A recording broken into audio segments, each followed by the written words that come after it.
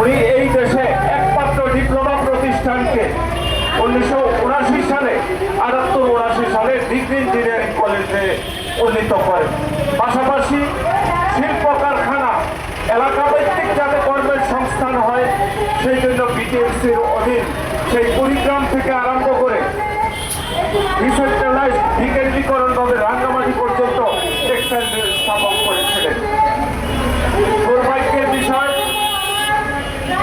গত 35 বছর যাবৎ, এটা হয়তো অনেকের কাছে লাগবে, আমরা দেখেছি যে বিভিন্ন রাজনৈতিক আবরণে যখন যে সরকার ক্ষমতায় থেকেছে সেই সত্যাবরণে লুটেরা শ্রেণীর সৃষ্টি হয়েছে।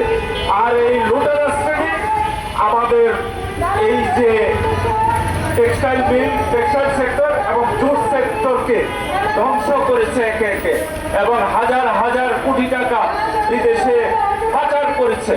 এইগুলি আমাদেরকে চিহ্নিত করতে হবে।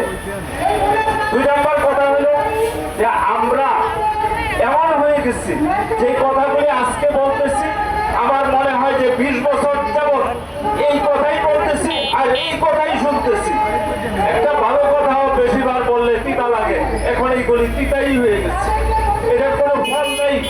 কারণ হচ্ছে আমরা যা চিন্তা করি বা বলি আমরা বুঝি এর চেয়ে অনেক কম, আর যা বুঝি আমার মনে হয় করি এর চেয়ে আরো কম। এখন সময় আসছে